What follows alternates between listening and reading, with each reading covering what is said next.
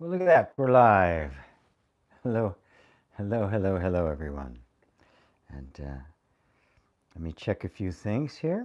Make sure we have Fury, sound in the Fury. Looks like we have sound.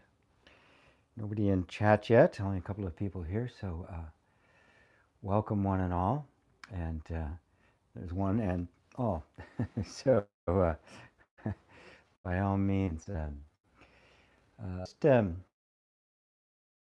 into the, which is really just a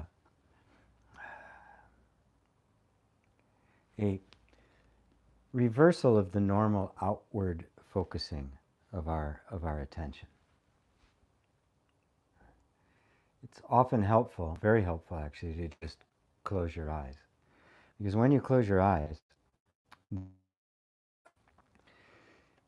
your attention, when it all of a sudden it's cut, as a result, unless you're eating something or you've got some fragrance in the room, all of a sudden all the attention is on what's being heard, and what is being, oh, there it is.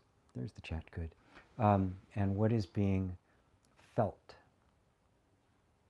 And for me, the best way, the best entry point, the best portal into that just pure sense of beingness. Oops, I forgot to press a couple of buttons over here. Into that pure sense of beingness is just bringing your attention to how your body feels. Now, I know in a lot of spiritual traditions that, the body and desire and all of that is supposed to be transcended. I felt that way for a long time, completely misunderstanding the nature of spirituality and in particular non-duality. The body, the mind, the experiences are all to be not done away with, but to be transformed. They lose the sense of being some kind of external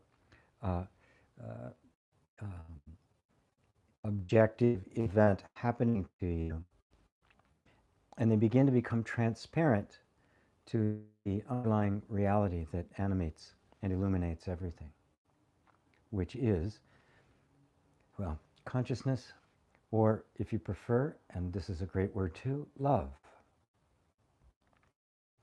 The more we see things as they are, the more we can't help but love them. It really is that simple. Because once something seen as it actually is, in its real essence, is inherently lovable. And what is that real essence? It is a reflection, a manifestation, an embodiment of the invisible infinitude that is being itself. Being itself is completely unknowable. The Tao that can be spoken is not the true Tao. The being, a great example is all art draws its character and its power from that.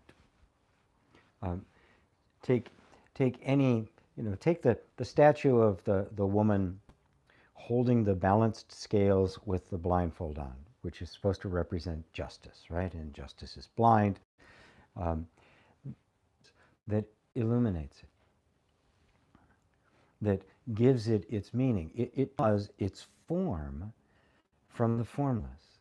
Justice, every time you see it, we have, and then we express that in music or in art and any of the arts, because the arts are about representing in form of some kind the underlying reality. There's a phrase that Joseph Campbell uses all the time that I've picked up and adopted, and I think it was beautiful. And he refers to the non-dual state is when what we see and touch and feel as our experience becomes transparent to the transcendent, that which cannot be touched and felt and named or even talked about or categorized or put into any kind of conceptual form,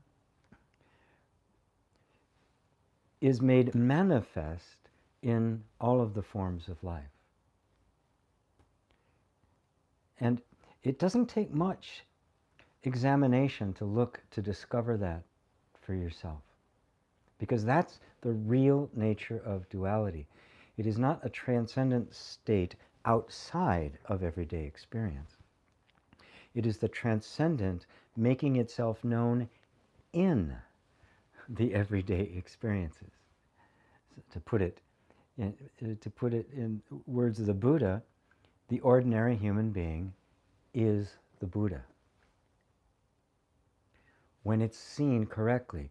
If you see the objects and people and places and things as if they were somehow independent of you, self-existent, interacting with you, then they look like they're an entity in and of themselves, and we've missed the deeper meaning, the deeper energy, the spirit that's actually animating them. And when we see that, suddenly you see it's everywhere. The beingness, right? That which allows anything to exist at all draws from the formless beingness. And it's a strange word, but just everything that is draws itself from that which absolutely is. Science, religion have been, mostly science, has been searching for that which is. Taken everything apart they possibly can. That's the scientific model. You just keep taking everything apart until you get down to something. And you see that everything is made of something else, right? So the thing you start taking apart, you see, is actually an appearance or a manifestation of something on a lower substratum. And you keep going. And you keep going. You find that is made of something smaller, and that is made of something smaller. And you go from the body to the cells, to the molecules, to the atoms, to the subatomic particles, the quarks, down to the quantum, down to finally no one knows. They're looking for what is, as opposed to what appears. And this is the key to the whole thing. They're looking for what is. If you can grasp that everything you experience in your life is an appearance of something that is. So it has no inherent existence or independent existence. It draws its beingness from that which is. To the spiritual teacher, to the non-dual approach, that which is consciousness. That which is the consciousness of the one perceiving it. And it's the only thing we can find in all of creation that is consistent and unchanging. Everything else is in a constant state of flux. But if you look at your entire life, the only thing that hasn't changed is simply you. That is, the consciousness that is aware of things. All the things have changed. But if you look very closely at the experience of knowing, the experiencing itself, you see the actual experiencing is identical every time you look. Whether you're 5 or 50. The experiencing, the knowing of something, is always the same. It's the only thing in the universe. It is what is. It is not an appearance of something else. So, welcome again to Satsang. Let me take a look at some of the... John Watson, hi from Glasgow. Hi, John. Liza. Saludos from the East Coast. Dave Rose from Massachusetts. Hi, everybody. Namaste GP from the Awakened INFJ. Ava from Poland, great to have you here, my dear friend. Mary Sykes, hi GP from Niagara Falls. Is that where you live? Are you on a romantic vacation or something? David Elaine, hi GP and all, greetings from Southeast England. Good to be here, absolutely. Is it possible to be 100% free from suffering? Somebody actually made a donation to get their question highlighted. Yes, the answer is absolutely yes. You can be free from suffering. The way to be free from suffering is twofold. First, you have to know what's causing it. Then you can begin to make the adjustments in yourself and your thoughts and your life that eliminate it, but is primarily a perception. The essence of suffering is arguing with what is right now, or and believing a story about what is happening right now, which makes you want to get out of this moment. Something's wrong with right now, and that's suffering. It's simply discontent. It doesn't have to be huge, overwhelming suffering. It doesn't have to be like earth-shattering kind of thing. It's just that subtle undercurrent of discontent that so many of us feel so often, if not always. This is for the most part the norm, and it is punctuated every now and then by some desire being fulfilled, some, ecstatic experience, and then we go back into that sense of suffering again. The cause of that is an argument with reality and a misunderstanding of your own nature. That is the cause of all suffering. It is an inner conflict with yourself. I shouldn't be this way. Why are things like this for me? Why can't I get a break? I wish things were different. Those are all inner conflicts. Conflict with the outside world. Why are they doing that? Why did they say that to me? Why isn't more good things happening? Why is the world in the state that it's in? Right? All of those are the mind, the habit of the mind, the egoic mind to be specific, saying, this moment is not okay. Now, what's important to note here is that oftentimes people hear that and say, well, how can I possibly say it's okay? Look, there's hunger all over the place, there's pestilence, governments are becoming increasingly oppressive. This isn't turning a blind eye to any of that. It's not like saying, oh, it's okay that it's like that. But it is an acceptance that this is the way things are. Okay, this is the way they are. Now, if I don't want them to be that way, I keep running off to some ideal I have in my mind of way it should be, and I have now created the gulf, and in that gulf is the absence of any kind of peace or happiness, and that's suffering. That is suffering, the discontent. To simply be, this is exactly the way it is, because this is what is happening, and I don't have an argument with it. Now that doesn't mean we just kind of roll over and let governments be oppressive and let people be abused and that sort of thing. Not the case at all, right? We also accept that there is a better way. But can you see that in one way there's an argument with it, there's a conflict with it that creates suffering. In the other way, it is just a sober recognition of it that isn't fighting with it, but is wise enough to also see it for what it is.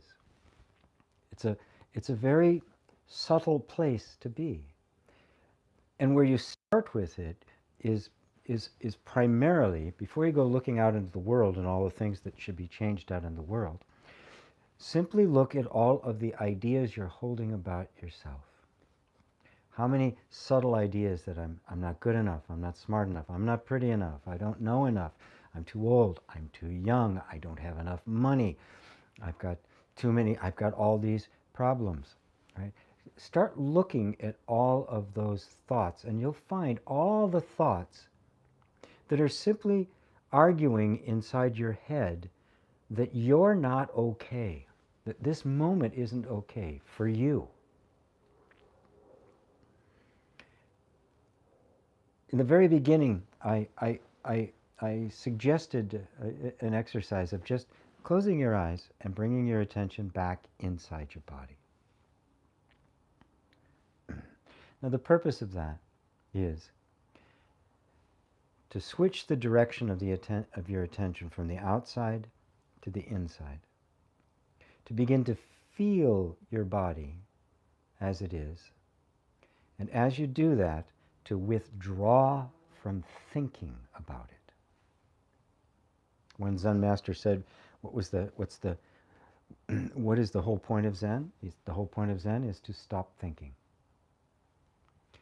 Now, you can't just, I'm going to stop my mind, because that's the mind trying to stop the mind. The way thinking stops is that you remove your attention from it and you put it elsewhere.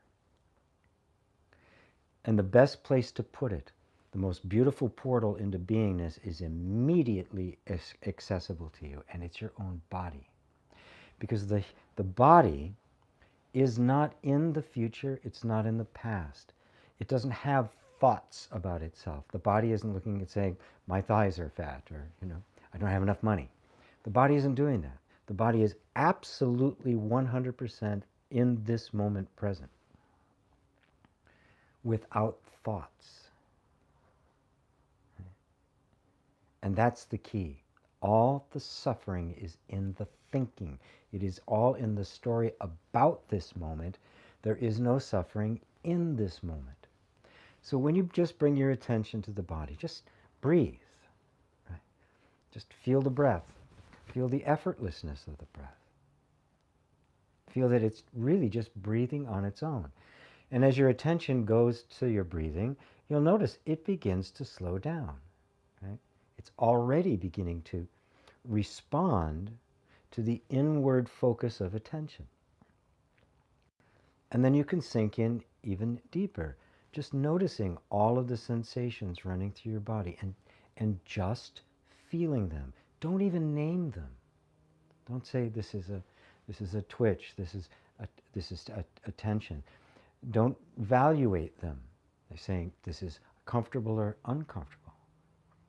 Experience it in its pure, raw essence. And the more you do that, the more you'll find there's no suffering there. There can be pain, but not suffering. And this is the important thing the important distinction to get. Yes, there's sometimes pain in the body. There has to be. If the body didn't have any pain, you'd hurt yourself constantly. The pain is like, oh, don't need to do that. So pain is a natural, necessary function of the body. But we have some kind of pain. We go, oh God, this is terrible. What am I going to do? This is overwhelming. I can't handle it. Now that's all thought. So as we remove ourselves from this kind of discursive thought, everything starts to become quieter. We begin to see things more clearly. Our experience becomes more authentic and direct. And all past and future are thoughts. They don't exist in the present. The past does not exist at all, except as a thought that we bring into this present moment. Oh, I wish that hadn't had happened. Well, it's gone. Without that thought, whatever had happened in the past would have no impact, would have no suffering in it. That's the love. There's some other deeper stuff down in the body, but I won't go into that right now. There's some really traumatic stuff that happens, and I don't want to diminish that. But let's start where we can actually get our hands around something. And the other is the future. There's probably no bigger cause of suffering than our obsession with the future. Because our obsession with the future is, it's going to be better. And the moment I imagine some kind of future that's better, What happens to the present? It becomes unacceptable. Boom, you're suffering. Discontent. But the future doesn't exist, right? And so everything about the future that you are thinking is imaginary. None of it's here. And so as long as there's this projection of a better life or anything in the future, this moment becomes full of stress, it becomes full of difficulty, it becomes full of suffering. It gets diminished. You can't even see what you have anymore, because this moment is only a stepping stone to get to the next one. The more you are withdrawn from your story about this moment and are actually present in this moment, the less suffering there is. And that's how it starts. And it keeps moving in until you finally get to the root of it all, which is the story you have about yourself, about who you are, about the nature of being in consciousness and the whole lot, right? Which is where the ultimate suffering originates. The sense of identity that is a story in the mind and not a reality. So I hope that helps you. Amo, is that how I say it? Amo Mehedovic. Thank you for that. Thank you very much, and thank you for your donation. They all help. You know, I just barely break even every month putting these things on. GP, you mentioned a book for curing addiction. I tried to look through the archives, but I wasn't able to find it. Also, the truth is so simple, but why is the simplicity preferred over other experiences? Okay, two questions there. The book for curing addiction, there's one that's called the Easy Way. It's a whole series of Easy Way. The Easy Way for alcohol, the Easy Way for smoking, the Easy Way for fear of flying. There's a whole series of those. And there's actually an organization. There's another one I can recommend called Alcohol Lied to Me by a fellow named Craig Beck. Also very, very good. Takes a similar approach to Easy Way. And that is really just a lot of information and engagement to shift your perception depending on what your addiction. If it's alcohol, then Alcohol Lied to Me is good. Easy Way has for several different kinds of addictions and phobias that we might have. But do get some kind of assistance. There's, you know, self-hypnosis, also hypnotherapy is very effective with it for those kinds of things. So if you're really serious, excuse me, about breaking an addiction, you just kind of immerse yourself in all that's available to you, because there's a lot. A lot of people out there who really, really want to help. So you're not alone in this. It's really good. The other question. The truth is so simple, but why is the simplicity preferred over other experiences? Well, the truth is simple because it always boils down to one. It is always a reflection of the perceiver. The truth is the consciousness that is perceiving, not that which is being perceived. So the truth isn't a concept, it's not an idea, it's not a philosophy. The truth is living. It is the light of consciousness that is illuminating absolutely everything. It's what's hearing my words right now. And that's infinitely simple. I mean, it couldn't get any simpler. You are that. It could not get any simpler. But that doesn't mean that complexity doesn't have a place. Look around. Life is enormously complex. And the things that human beings have done are enormously complex. But all of those are perceived by exactly the same unitary, singular principle of consciousness. So it is aware of both simplicity and complexity as experience. But the nature of experience itself is absolutely simple. It is your nature. And if you notice, it's happening absolutely effortlessly. Consciousness does not require, starting it up in the morning. It's always there. That's the epitome of simplicity. Now, if you try to apply that same thing to our experiences, sometimes simplicity is the wrong thing. I mean, you couldn't have these computer chips and this stuff we're enjoying right now, international satsang from my little room, right? Is that, I just lost my train of thought. Right. If we try to say that from the point of view of experience, simple is preferred over complex, then I think it's an unfair projection on both of those. Yes, if there's a simple way to do things, don't complex it, make it more complicated than it has to be. But it also cannot be less complicated, complex than it has to be, right? And that's the nature of everything. Simple life forms became more complex life form, became more complex life, become more complex life form. That's the way of nature. Things become increasingly complex. This body, the human body, oh my God, just incredibly complex and intricate and interdependent and constantly shifting and adjusting to the environment. It's just remarkable and highly complex. But the truth is not in either simplicity or the complexity, actually. It is simply what is. That's truth, right? Truth, reality, same thing. It is what is.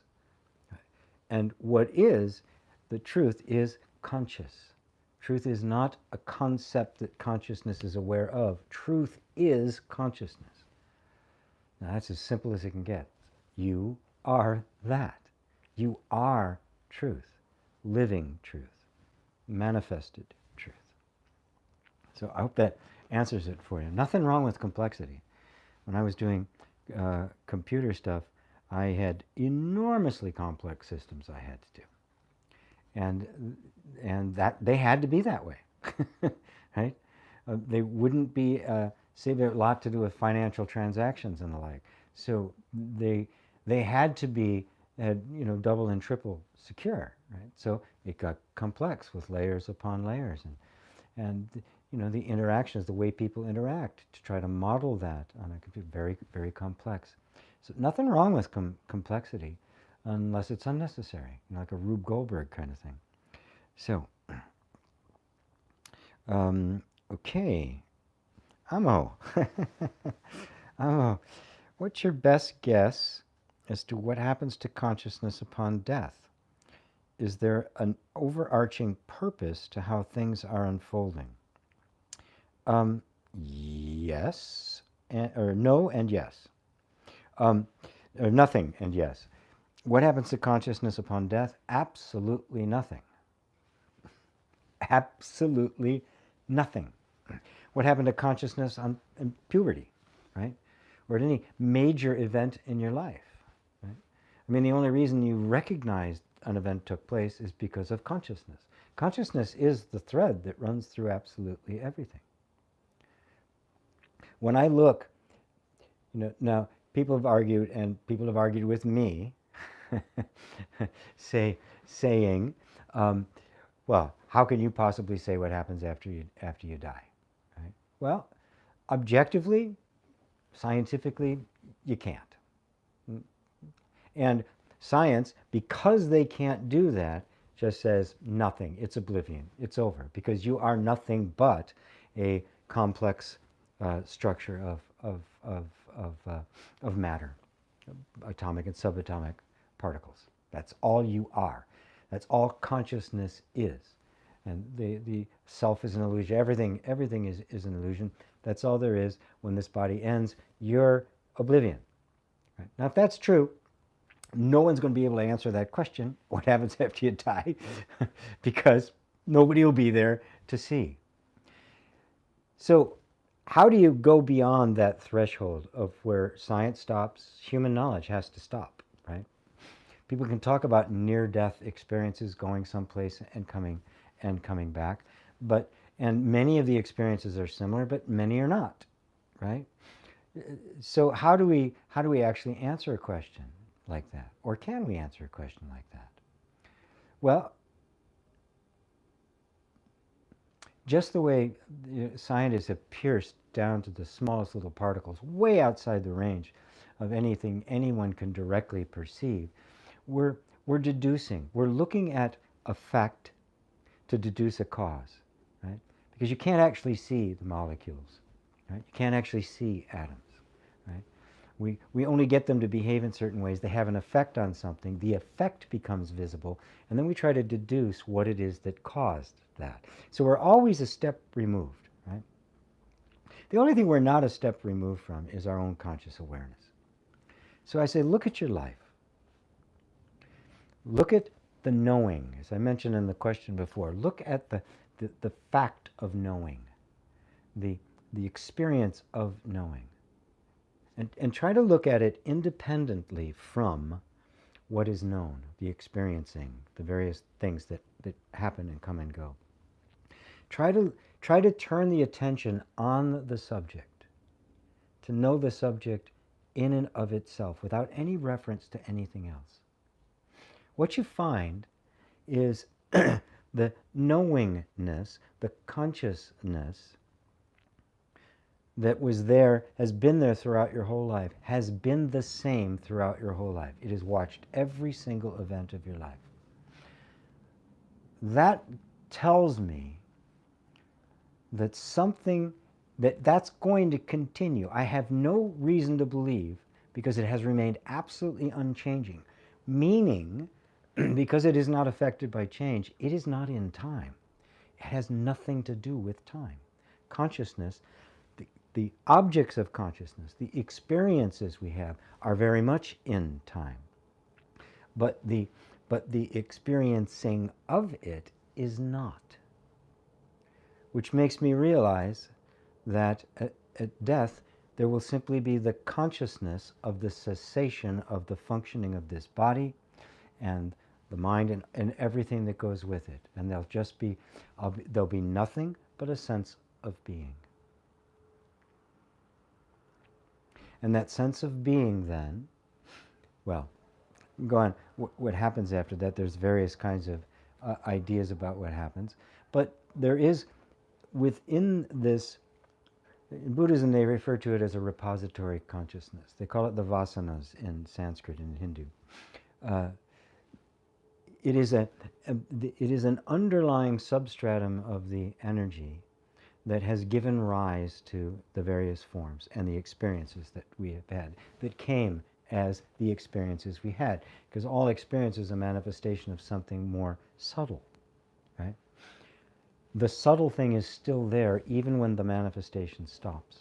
And that subtle thing, if one has sufficiently developed and their sense of their true being as consciousness, this will not be a scary moment. It will be a very wonderful moment and another opportunity to become fully awakened. And other things will begin to arise. They call it reincarnation, but that's not really what it is, right? It's just you're going from one dream to another. And the object is to know that it is a dream, not to stop it necessarily, but once you know that it's a dream, you're free of suffering, you're free of concern, right? At that point, it becomes pure enjoyment. It becomes consciousness enjoying its own reflection. Kind of the light side of the narcissist, right? Just in love with its own reflection. So does that answer it for you? Amo? Oh, that's only half. Is there an overarching purpose to how things are unfolding? It's kind of like the question, is there free will, is there choice, is there liberty? The answer is there free will? Is there freedom of volition? The answer first is no, then it's yes, and then it's no again. The only overarching purpose to life is to bring you to awakening. That's what everything is about. Everything. I don't care what the experience you're having is. In it is the invitation to awakening. And what I mean by awakening is simply recognizing that you are the consciousness that is aware of experience, the light in which it is being seen, and you are not simply some object in space-time that is being experienced. That's awakening. Sometimes it may take a good kick in the ass to to to shake you enough to begin to awaken from the slumber, to begin to question, to begin to seek sincerely. It may take the Zen stick upside the head. Other times when we simply have fallen in love with the process of awakening and genuine self-discovery, that isn't necessary anymore. It becomes a joy in and of itself. A major shift has taken place. But there's always some new area of blindness that arises, some new attachment you have that suddenly life is going to take it away from you. So that's the only purpose of life. That is the purpose of life. Now, that's the overarching purpose. That doesn't mean there aren't little purposes. Yeah, of course. Right now, purpose is to sit here and talk to you, right? In another minute, it'll be to be taking my granddaughter to preschool. And another time, it'll be, taking a trip somewhere or having dinner with friends or family. Those are all relative purposes, right? Right. But the overarching purpose of life is to wake up. What else could it be? Right? The idea that there's some kind of grand cosmic purpose that we have to serve just makes it all externally. Your purpose is to live, to be you, right? To be fully you, not partially you, but to actually be you. Because our conditioning makes us into somebody else. So your purpose in awakening is another way of saying it is to actually be 100% yourself, right? Which means you need to know yourself, which means you have to wake up from all the illusions and dreams about yourself, all the thinking about yourself that isn't true. And the more there is of you, the more presence there is, the more beautiful it is, the more powerful it is, the more transformative it is, the more interesting you become. Because this human life that you're leading right now is unique in all the universe. Never happened before, never going to happen again. This moment is that rare. So being you in this moment, rather than some kind of robotic conditioned pattern, which is not you, which is mindless and empty and very unsatisfying, that's the point. That's what it's about. That's what awakening is. It's not awakening to some grand scheme. It's awakening to you, right? The you that's right here, not some abstract you, not some pure consciousness or pure awareness you. That's the process awakened. But what's awakened to is that this you, this human life right here, is pure conscious awareness made manifest. And now the two become one. You become one with your true nature, which liberates the human nature to be the full expression of that transcendent. You become transparent to transcendency. Did I get it all that time, Amo? Thank you. Hi guys, I'm Sophie from Thailand, living in Australia. Checking out live streaming today. Welcome, Sophie. Glad to have you. From Thailand in Australia. Wonderful. Jay says, did you ever get lost in those complex activities? I guess you're referring to when I was doing all the computer stuff. I have gotten lost in complexities, but it's been more in personal relationships and the like. For some reason with computers, I didn't get lost in the complexity. I completely embraced the complexity. I completely embraced what I had to do in order to tame it, in order to make it usable and operable. But that was an area in which I didn't really have any kind of struggle with the complexity. It wasn't always pleasant. Sometimes the complexity is so overwhelming that you don't know how to tie things together, right? To because you have to come up with a solution, and sometimes it's so complex you can't see a pattern in it. It almost looks like pure chaos. Um, and there's, the technology, of course. When I was doing this 20 years ago, the technology wasn't nearly as sophisticated as it is now. We had less to work with. We had to build more nuts and bolts stuff. So the tool wasn't as good for dealing with the complexity of it as well. So it was this interaction of changing the behavior of people, of the business environment, and as well as the technology, and pushing that to its limits. So it was, but it wasn't something that isn't something that actually where I got lost in the complexities. I never got lost in it. I knew it was complex, and I embraced the complexity of it, and I lived in chaos for a while until the thread started to become clear and the picture started to come together. Um, in my personal life, I found the complexities were more of my own making. Right? There were places in which I could hide from things. Um,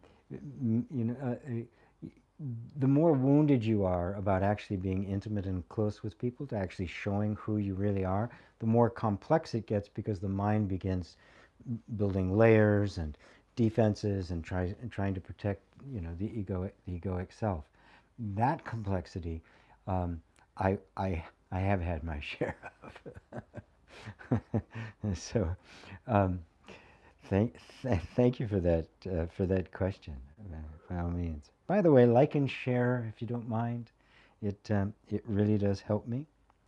Um, let's see. I want to make sure I'm jumping ahead to favor the people who have donated. They call it super chat for that reason. Buy your way to the front of the line. I guess it's kind of like the express lanes on all the freeways now. You can buy the faster trip. Um, Anja, hello from Germany. Hello, Anja. Happy Gilmore. Hey, hello, GP. Nothing happens. And in order to say something happens requires mind. And to say something did not happen is also mind. I'm at that place which is beyond mind in words, but that saying is also mind. Yes. Do you feel me, Mr. Walsh? Um, yes. Yes, and no. Nothing is happening. There's no thing happening, because no thing or event happens independently of consciousness. The only thing that's ever happening is consciousness knowing itself. That's the only thing that is ever happening. And that's not the same kind of happening as like a series of events. And that's what a non-dual statement like this is pointing at. And I want to be really clear about it, because oftentimes these statements like that, people can get lost in it. They can get wrapped up in that idea, think, well, there's nothing here, there's no mind. And yes, there is no mind. Let's put it this way. You need mind for us to have a communication about it. So you can say this is or this isn't. To say nothing is wrong. To say something is also wrong. That's why Buddha, just blew people's minds. He would say it both exists and does not exist. It's all a matter of the perspective that you take. If I just sink into my body, and of course I'm using mind right now to draw a picture to you so we can communicate. Right? And I just have the experience. I don't even name it body. I don't name it sensation. I don't name it anything. I take mind out of it completely. There is experience. Now, mind comes in and starts describing what happens. The mental description of it you refer to isn't happening. It is only a representation. Just like the statue is a representation of justice, it isn't justice. But it doesn't mean, and so when we say a word like it's happening or nothing is happening, it can be misleading. Take mind out of the picture and you are experiencing. That's the isness of it, right? Now the mentality of it is when we try to describe it, and then we make up stories about it, and we put judgments on it, we project things on it. None of that's real. None of that is actually happening. Those objects of mind are in fact illusions, right? But they are a projection on what is, which is experience. And to experience it in it as it actually is the isness of it. That's the word, or suchness in in Buddhism. So now I'm using language, but you don't need language to see this. You don't need language for that, right? There's a story of one of the, I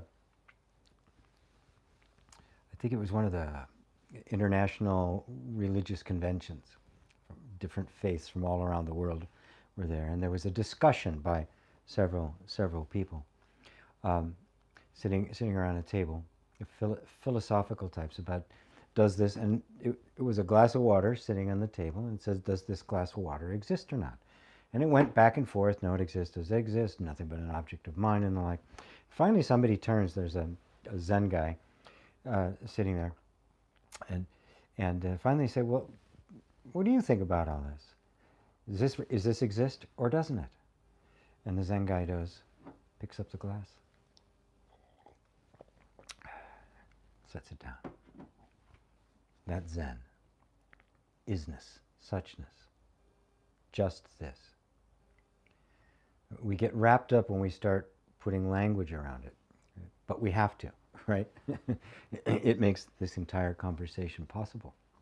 So, but we get caught in language. We lose touch with the actual experience and fall into the dream of the mind. That's why I was recommending that exercise in the beginning, to just withdraw into the body, just experience sensation without naming it, without judging it, without putting any kind of valuation on it whatsoever. Pure experience as it is.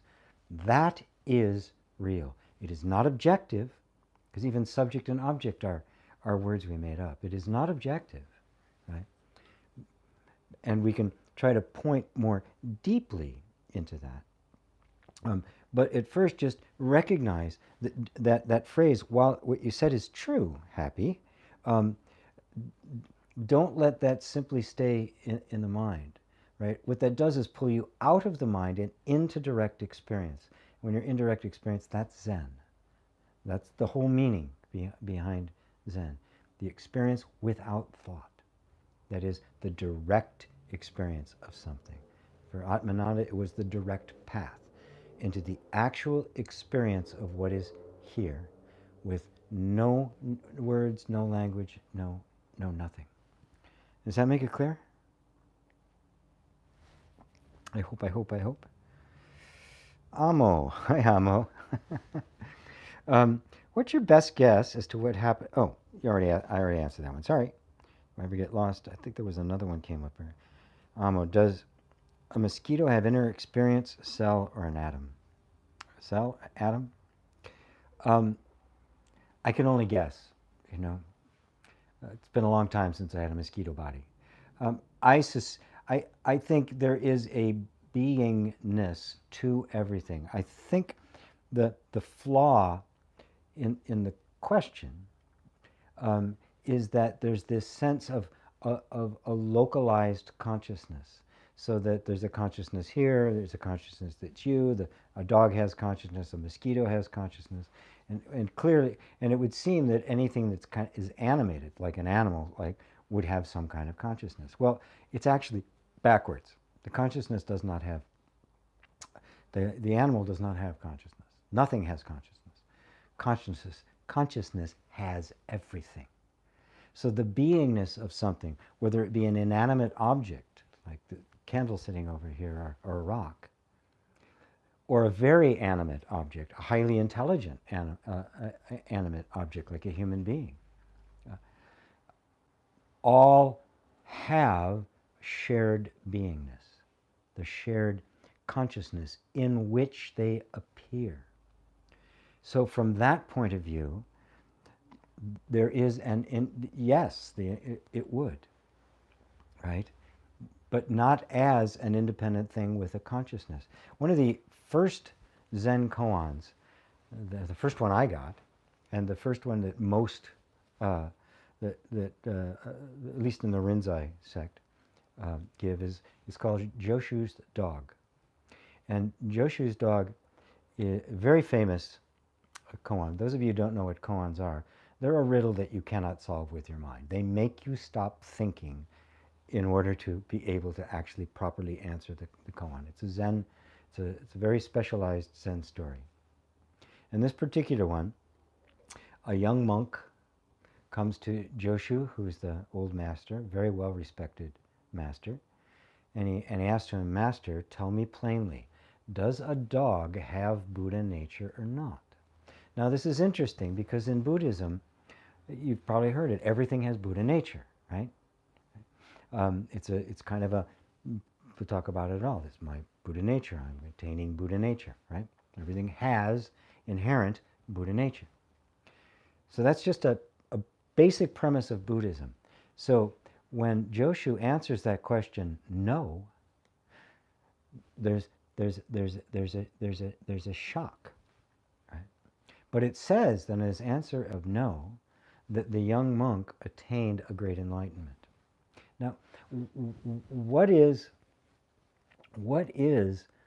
he talking about when he says no and denies one of the fundamental premises of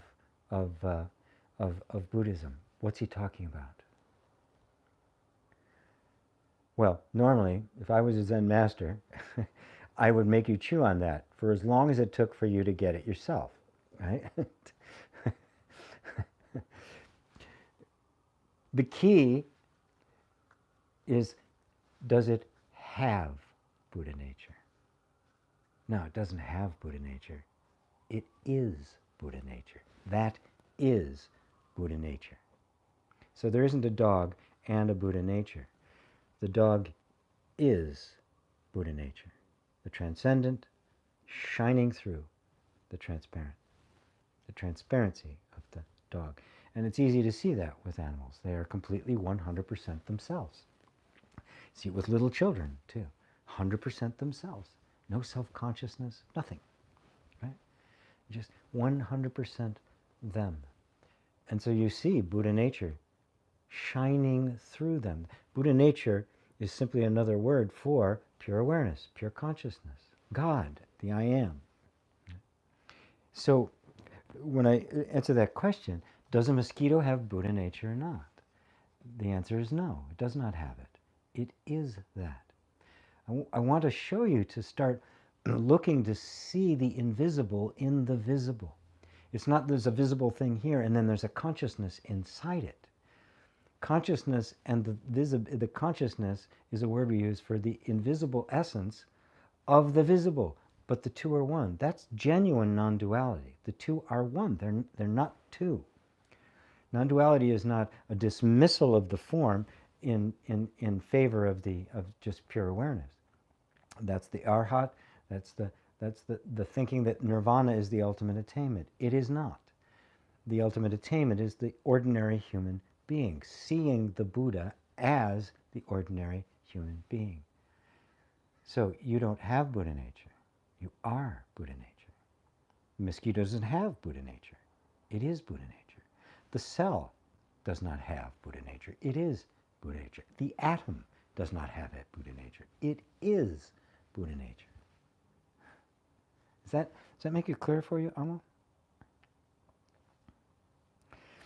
Thank you, GP. I guess my mind runs to the lives of masters like Ramana and how they lived post-awakening and how awakening changed them inwardly. Yes, and it should. We should ponder that. But here's the important thing when you're pondering the life of a great sage of the magnitude of like Ramana Maharshi. You always have to remember that the appearance, the awakening is identical for everyone. What we awaken to is absolutely the same for everyone. But then how that manifests in the life is completely based on the particular circumstances and conditioning and time and location of the individual in which the awakening has happened. So it would be very strange for me, this old white guy living in Seattle, to be sitting around in orange robes, right, with a big beard and the hair and everything. It would be just like, it would make no sense. It doesn't fit. It's the wrong inflection. It's the wrong accent. I could fake an Indian accent, right? It's completely inappropriate, right? One of the big problems with religion is when they took the initial explosion of some kind of deep spiritual experience and petrified it into a form, so this is the only form, not realizing that truth can take any form, right? It has no boundaries, it has no limits. And so it can, like music, can express itself in 1,000 different songs, everything from a polka and a country and western song to, Beethoven's Ninth or the Rite of Spring. They're all music, right? I will listen to some, I won't listen to others, right? I know I have to listen to it all because it's all music. It's a different inflection, it's a different accent, it's a different language. And so we glean the essence from someone like a Ramana Maharshi or Nisargadatta or an Atmananda or a Buddha or a Christ. Very different inflections. The same awakening appeared in Christ, but it didn't appear like it did in Buddha, for the Buddha, because it was a very different environment in India, already receptive, already alert to these kinds of things. Whereas Christ appeared in basically a warrior tribe, right? In Rome, in a very primitive, unsophisticated, technologically very sophisticated, spiritually dense as mud. and so this is where he appeared. So he didn't speak of nirvana. He spoke of the kingdom of heaven or the kingdom of God. But he said the same thing. The kingdom of God is spread upon the earth, but the people do not see it, right? So he was pointing at exactly the same thing, but a different inflection. So don't look to the form as anything to model or follow or try to imitate. See through the form, see through the accent to the essence. Look through the words to the word, right? Like the same glass, can be said in 1,000 different languages, and they're all referring to exactly the same thing. Don't get hung up in the language, and don't try to figure out what their experience of awakening was. It's a waste of time because it's all speculation and the mind's just going to come up with ideas, right? You can see the powerful transformation. You can see the energy behind it. And then look for the signs of that in yourself. Because, as he said, there's no difference, right? There's no difference between the awakened and the deluded, except the deluded don't know it. And the awakened do. That's the only difference. So Ramana was once asked, "What is it in the way of my enlightenment?" He says, "Because you believe you're not enlightened." Now, really, think about that. Our thought, we are awakened, but we believe this entire conditioned pattern of thought that says we're not. And so here we are searching for what we already are. So that's the whole meaning of turning within. You're withdrawing yourself from all the thoughts about you, the thoughts about enlightenment, the thoughts about all of it, coming back to what you really, really know, what is self-evident, and that is your own consciousness. That's the light of awakening. Clear away from that every other false belief, and you'll find yourself sitting in the seat of Ramana.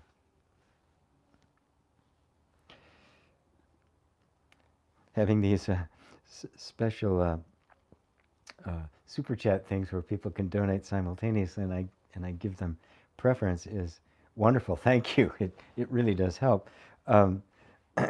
but what else helps? It's harder to keep my place because I want to go back and see, uh, hmm, getting to the one so I don't miss anybody here. Try to get them in order. Um, Hi from the Netherlands, from Noel. Sorry, I have no question to ask. It's okay. Carrie Brogan says hi. Um, uh, let's see.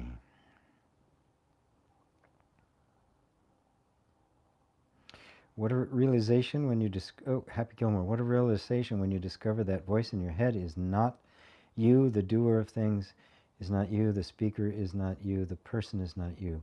Awareness is what we all are. Absolutely true. Yes. You're not the doer of deeds, you're not the thinker of thoughts. All of those are just happening, right? That life is doing, or you could say life is the happening, right? And it's infinite and it's vast and it's completely interdependent and it's unfathomably complex and at the same time just mind-numbingly simple. Benjamin, hello from California. Hello, Benjamin. Benjamin says, dealing with alcoholism, I'm dealing with alcoholism, but it helps me escape the positive side covered by a bad habit to an unescapable overthinking hue. Right. Um, yes, that is what various substances do. They dull our minds, right? They I like the way Eckhart Tolle puts it. He says it drops you below mind, right? Whereas genuine inquiry, just withdrawing from your thoughts and not fighting them, putting your attention elsewhere, namely on the body, is transcending the thoughts, uh, and and and using a substance to go below thought does bring about a sense of relief, but obviously the problem is there are long-term side effects, there are long-term consequences, health consequences to that. But everything is like that. Everything is every substance or behavior that we do in order to try to free ourselves from overthinking. Um, there's only one way to really do it, and that is to confront the overthinking directly, to see through it, to transcend it. And the best way to do that is to bring attention into the body and practice what I call the yoga of allowing, which means you're just allowing everything to be as it is. You're allowing every feeling to be there. The more you're allowing the feelings to be there, the less thought there can be about it, the less argument there can be about it, and the deeper you sink into the place that is free of thought. And then you can begin to experience the sensations as they actually are. And eventually sensations disappear because the body disappears. It just falls off. There is no body anymore. There's just experience. And eventually that even drops off, and on it goes. So, Bo, hello GP from Kelowna, BC. Hello, Bo, good to have you. David and Lane, following the potential bliss of an awakening to our true nature, can depression and inertia creep in? Yes, of course. And does this suggest a residue of the separate self is still operating, even on a subtle level? Yes. Yes.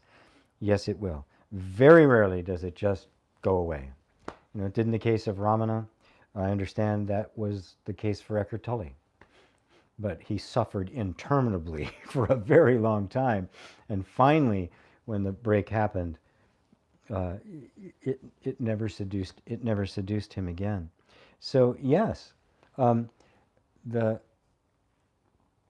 sense of a separate self, an awakening is that I'm not this separate self, and you can see it, and you can see it clearly. Then what happens?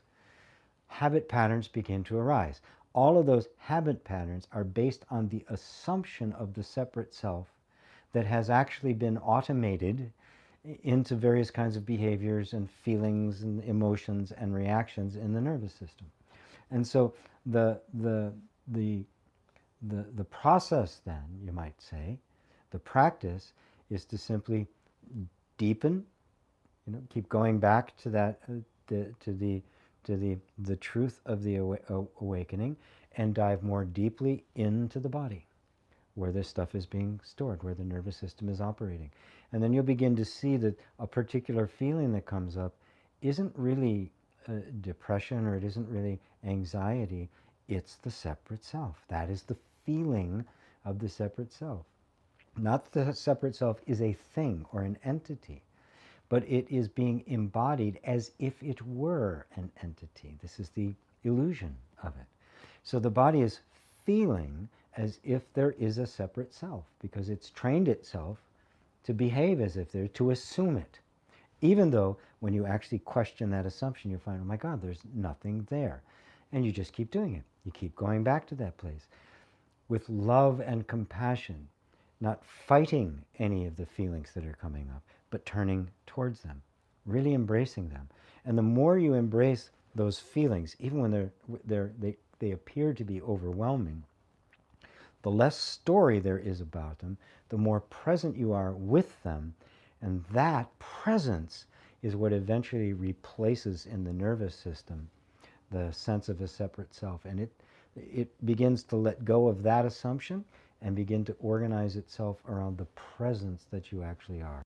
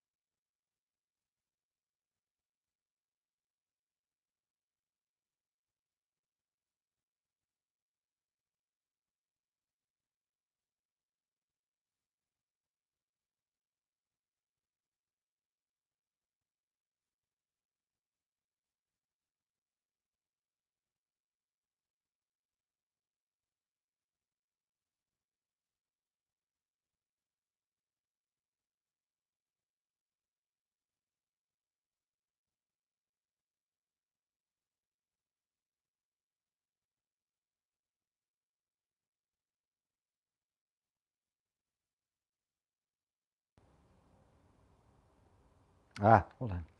Battery's dying. Fortunately,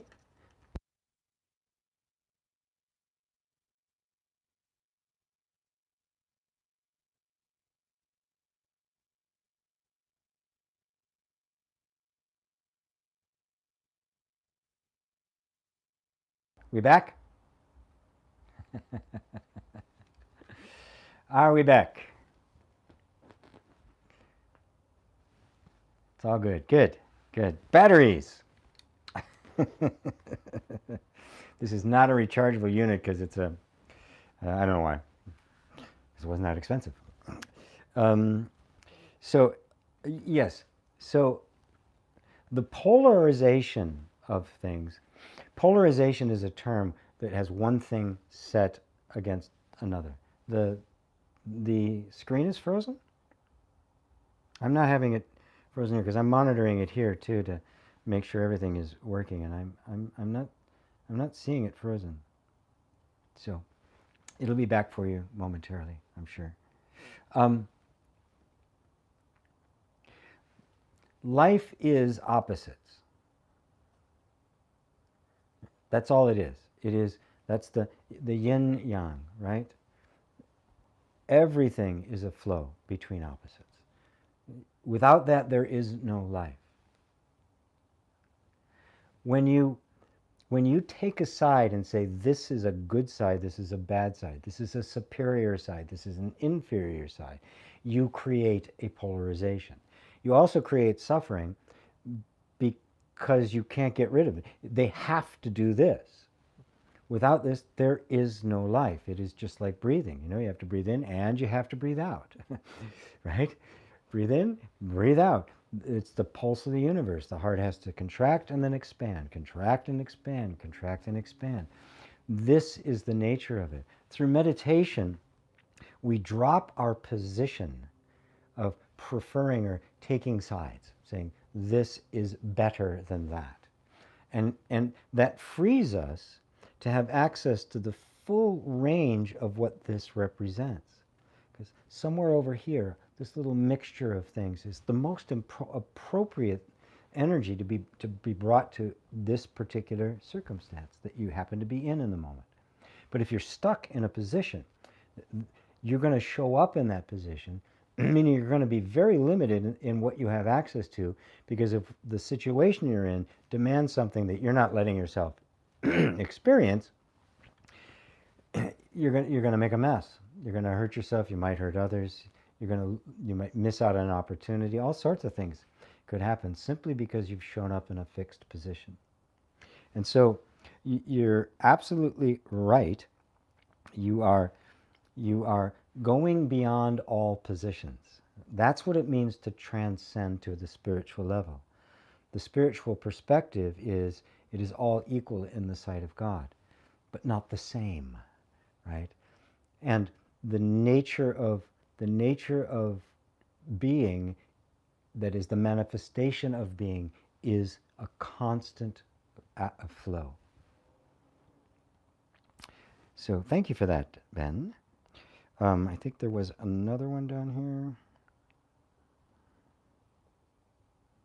Happy Gilmore says, let's see, okay. Thought arises, then there's activity acting out the thought. I meant that doesn't happen, it's all a projection of the mind. Meant that doesn't happen. Yes, it is all a projection of the mind on reality. There is a reality upon which the mind's story about what is happening is being projected.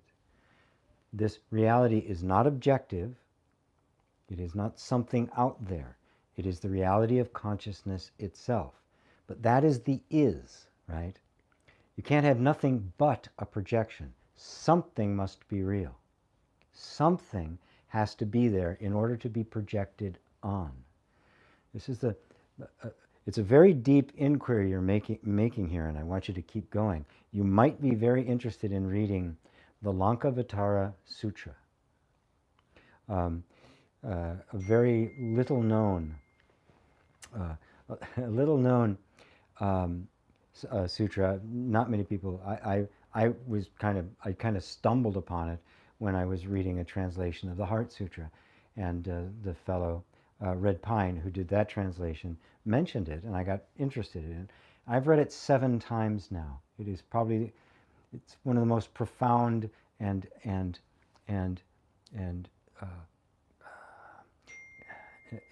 perfect teachings of Buddhism that I've ever seen. So it really addresses he talks about the projection of the mind a great deal and what it is, but he keeps pointing back to that which actually is. Now that is emptiness, right? We can't actually point to something that is, because the moment I can point to it, it's now objective. That which is beyond all categorizations, but it is. So when you say it's all a projection of the mind, that's not completely true. We live in our minds, but breaking down the walls of those minds, which is projecting a universe where there isn't one, that is, it's projecting a material, an objective universe when there's only a subjective universe. The breaking down of that wall of the mind is what it's referring to. That is a projection of the mind. What is happening is not. The interpretation of it and the suffering that is created by that interpretation is. That is the projection. And when mind is free of projection, consciousness, awareness, beingness, and mind are all one. You'll find that mind is simply the active state of consciousness. That the universe and mind are one. It is not made of matter, it is made of mind. But that mind is not a projector. That mind is one with awareness. Very deep question. Thank you for that. Very good. Let's see. GP, I'd like to wish you blessings, holiday and greetings, my friend. Thank you, James. Ava, dear G, such thought feeling came to me today. When I am searching for enlightenment, this is not I who's searching, but the ego, which never gets enlightened because the ego is not aware. Very good. It's only a thought. A thought is not self-aware. They don't think themselves. Ava, when I am aware of the experience of searching anything, enlightenment as well, I am consciousness, which is alone awake. Also, I am aware that I am aware. And then I experience myself being the enlightened one. Beautiful. I like the way you put that. Is this truth? The mind playing some intellectual tricks? Thanks for your comment. No, that's it. That's it. Anything that can be observed is not you. So the energy of seeking, the that, and it's an observable, isn't it? The seeking mind is an observable phenomena. I'm not enlightened. I want to get enlightened. This is what I got to do, and I'm going to. And there's, the number of practices are are are innumerable, and there's more being added every single day. But the fundamental premise never actually challenged. The moment you see that it is the seeking mind, that is the flow of thoughts revolving around seeking to find enlightenment, the act of seeing that is consciousness. Because if you're not conscious, if you're identified with that, you're seeking. Okay? So the moment you see that that too is an activity of thought, you've taken a step back deeper into who you really are. And that consciousness is the enlightened one. The only consciousness there is, the only enlightenment there is, and that is it.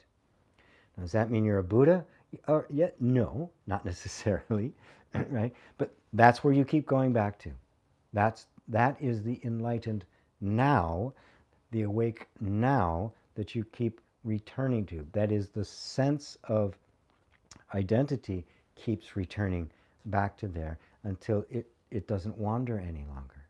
There's no other place to go. It isn't tricked any longer. Stuff can come up, conditioning can come up, but even if the conditioned patterns come up and you're conscious of them, no big deal, right? Okay, a conditioned pattern came up. What's the problem? None. Don't try to turn they shouldn't be coming up. I guess I have more. I'm not really enlightened yet. No. Awakening means you're awake. Enlightenment, turning on the lights. When you turn on the light, you may see a very dirty room, but the light's on, and you keep the light on, and eventually the room will get clean, right? You don't think that, bad light, turn off the light, right? I got to get rid of that light. It's short. No, you want it. And there's there's all the dirt and stuff, but you're not that. That's the key. You're just simply no longer consciousness has no longer identified with that. The sense of being, the manifest sense of being, is now turned back to its source. Right? The dynamic consciousness is going back one with the infinite consciousness, the infinite awareness, the unknowable, ineffable essence of everything. Thank you. Thanks, Ava. So yes, you're no, it's not a trick. It's nothing up my sleeves. It's not a trick. It's not a trick, my friend. Troy says, wellness and prosperity, GP. Well, thank you. Same to you, Troy. Happy holidays to everyone. We're all beautiful places and moments of the world. Yes. Yes, we are all in them, and we are all them.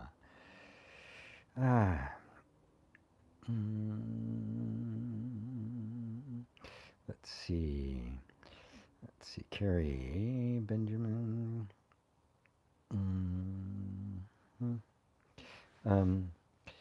Let's see. The weekend. Hi, Sophie from Sweden. Benjamin. Experience.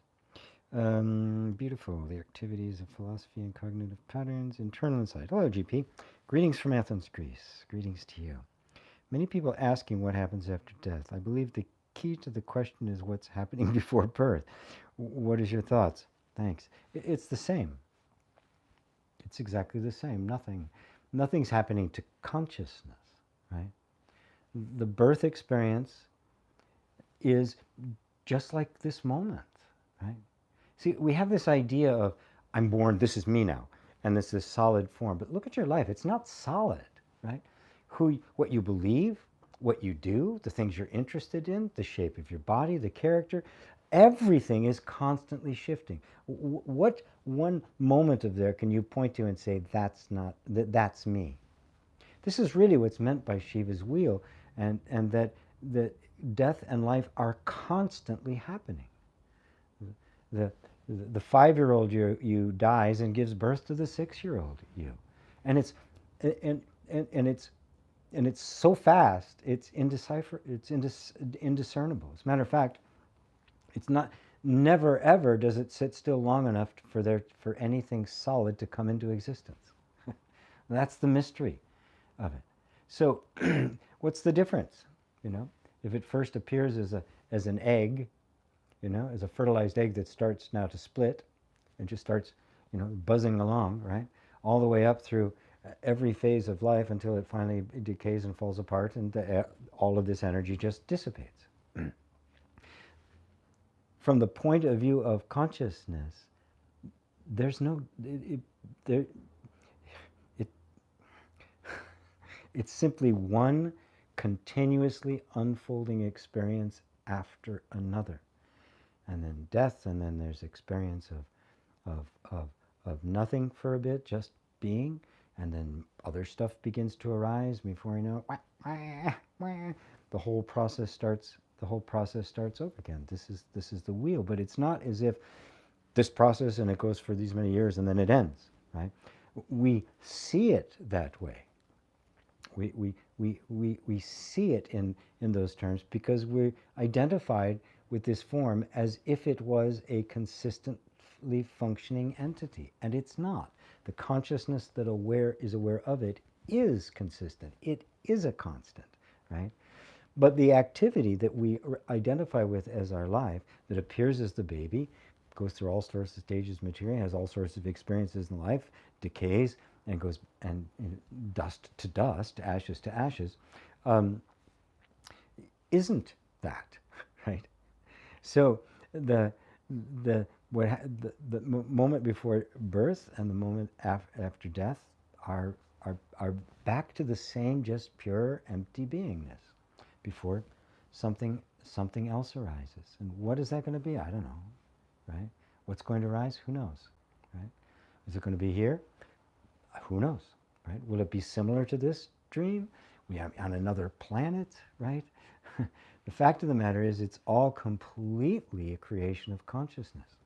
So it's not like there's a universe here that's fixed that we're being born into and out of. That's what everybody believes. That's why they say, well, what happens after you die?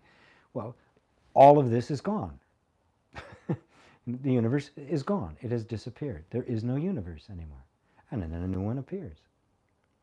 That's actually typified in a Hindu story. It's got Vishnu.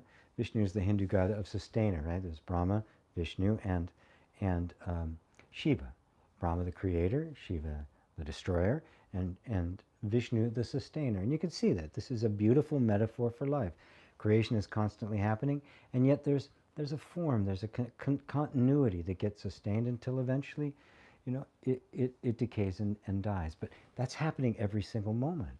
Cells are being born and dying constantly within your body. It's tens of millions a second, right? So there's a story of Vishnu, the sustainer, and he's asleep on this infinite ocean of being, and out of his navel grows a lotus flower. And the lotus flower opens, and sitting on the lotus flower is Brahman, the creator. And every time Brahma blinks, a universe comes into existence. When it blinks again, it goes out of existence and into existence. Every time he blinks, the universe disappears and another universe appears. Does this for 1,000 years. And after 1,000 years, the lotus closes back up, sinks back into the Vishnu, and another lotus grows and opens up, and another Brahman, and every time he blinks, the world comes into existence and goes out of existence. This is a hint at the infinitude of reality. And that what we see as this solid universe isn't. It's a thought, nothing more. It's an image in the mind of God, if you want to put it that way.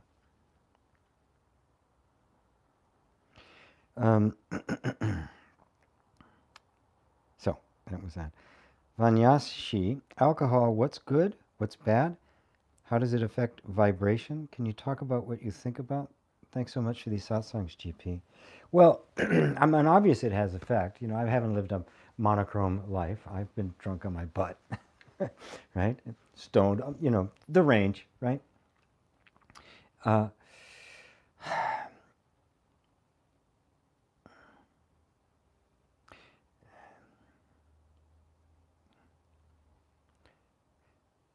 the it's obviously an experience.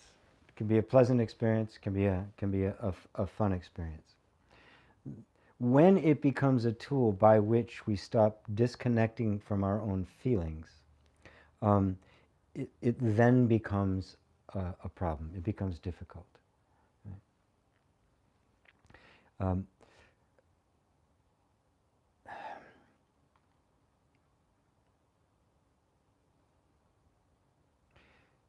There's no happiness in any state of mind. It doesn't exist there. You cannot find peace or a happiness in any object, in any relationship, in any place, in any knowledge, in any beliefs, in any substances, or in any state of mind. That doesn't mean we won't experience different states of mind and have different experiences, right? But to look to them to bring you something that you can only find within yourself is the whole danger of it. And that's the nature of substances. We get very attached to them. You know, the times in my life when I was addictive.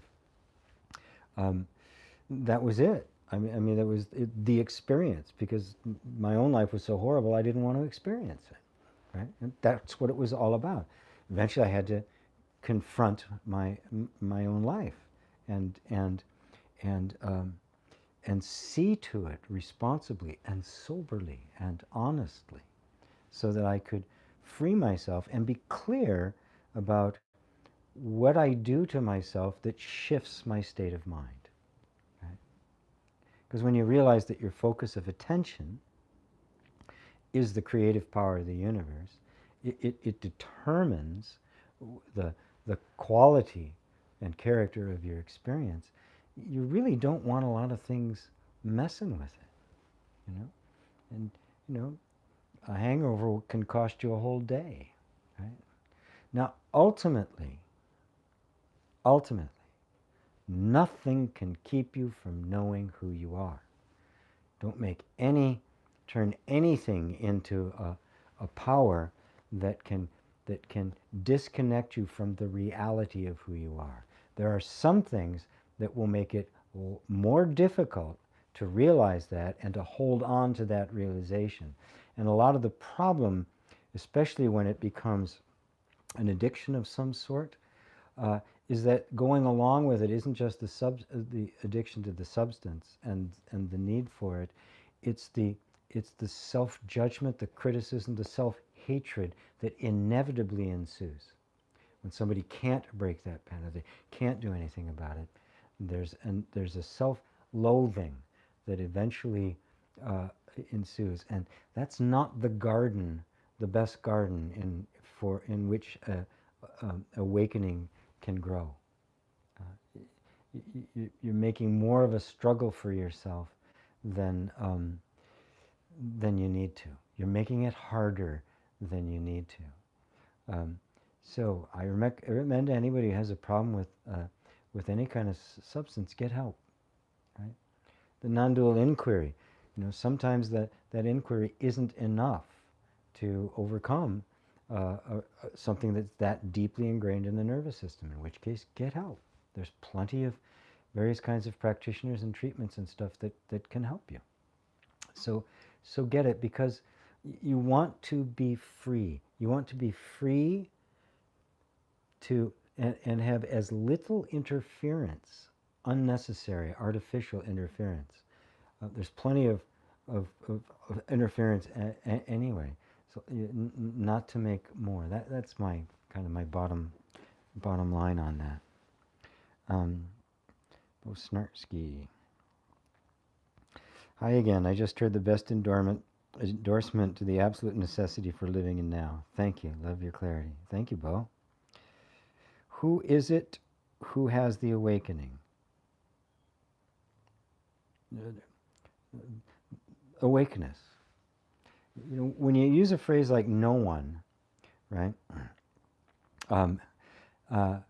It's true, right?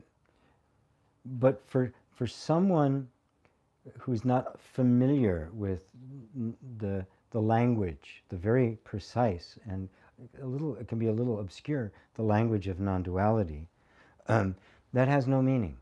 No one awakens? What do you mean? I want to awaken, right?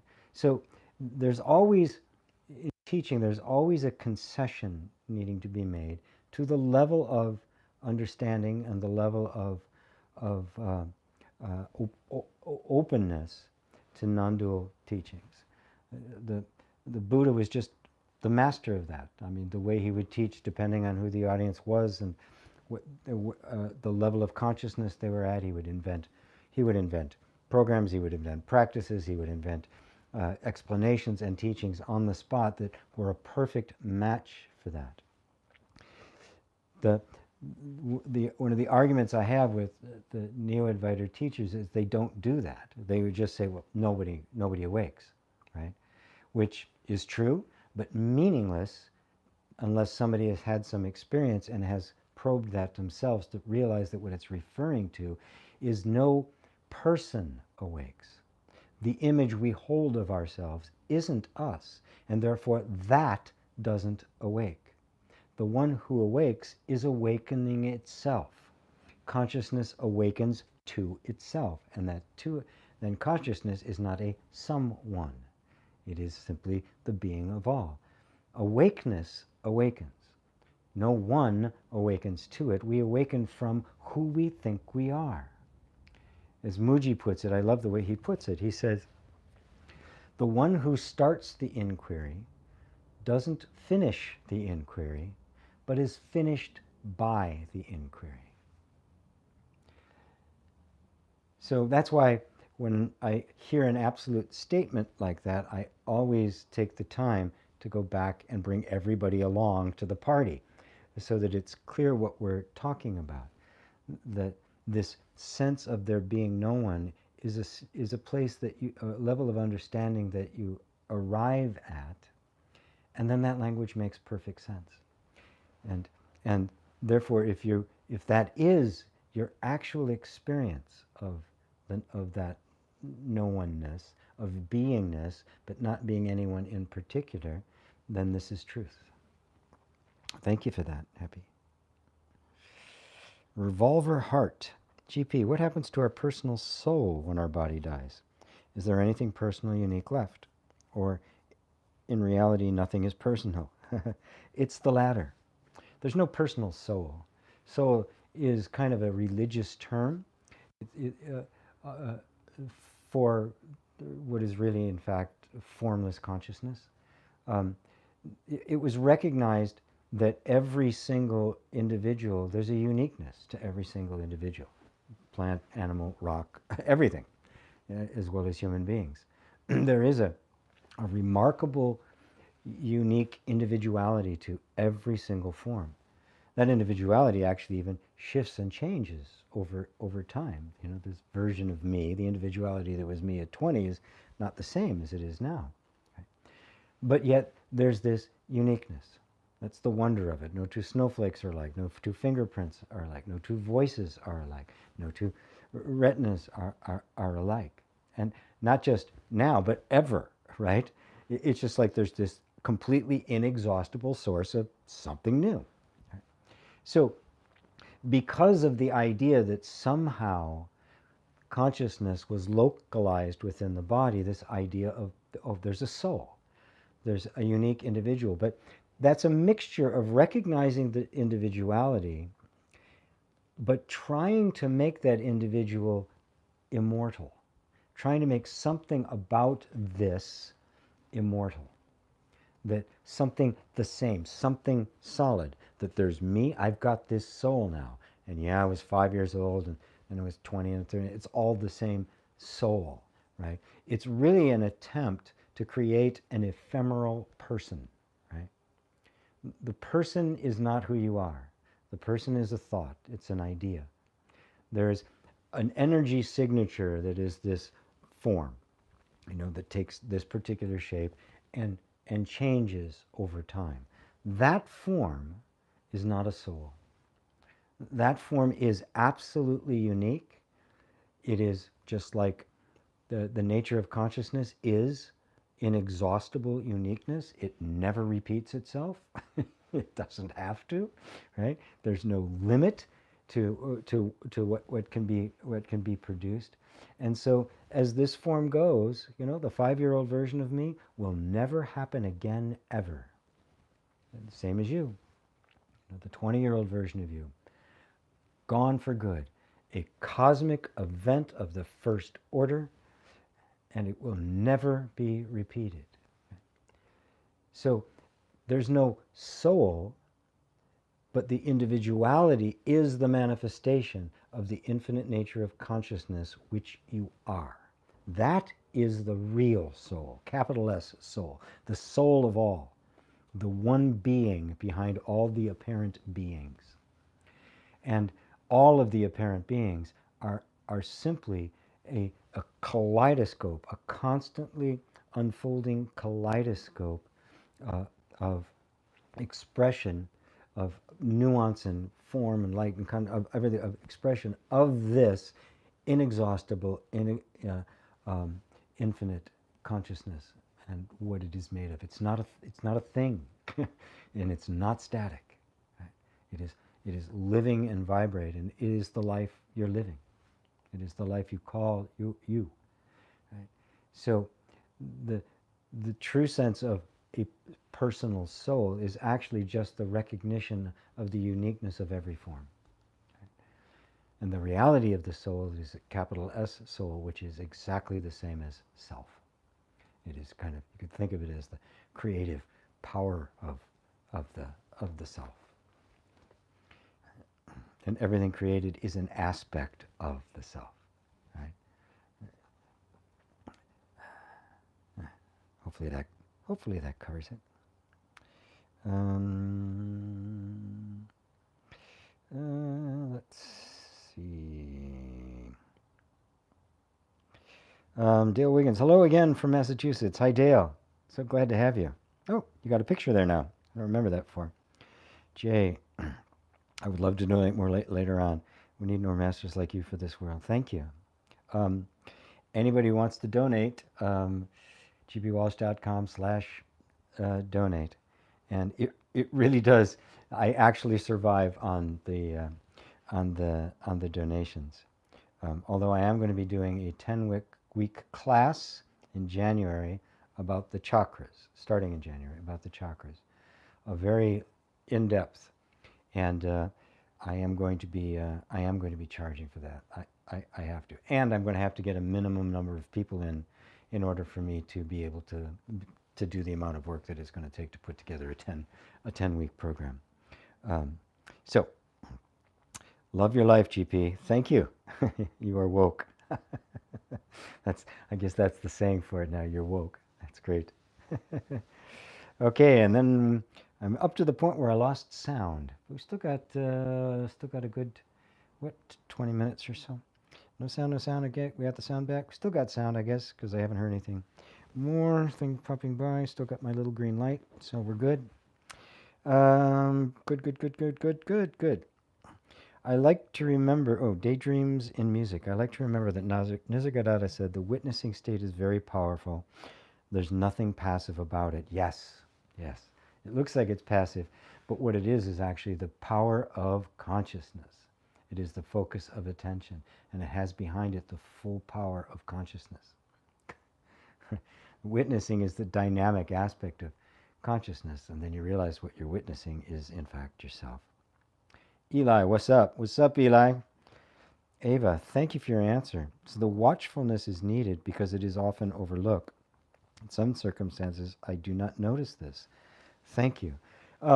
Yes, you know, no matter where you are, there's until you're Buddha, there's always an active invitation to go back to sleep. And people can, there's a lot of luminaries in the spiritual world, in the personal development world, who were woke, right? And then got to a certain level of success and went back to sleep again. I won't name names. I know many of them, right? It is rare for somebody who just can see through all of the levels, and go, okay. The city powers is a place where people often get stuck. Personal aggrandizement and success are a place where people can fall back asleep again. Always, somehow, an ego wants to creep in to make it be about me. That me being the imaginary self.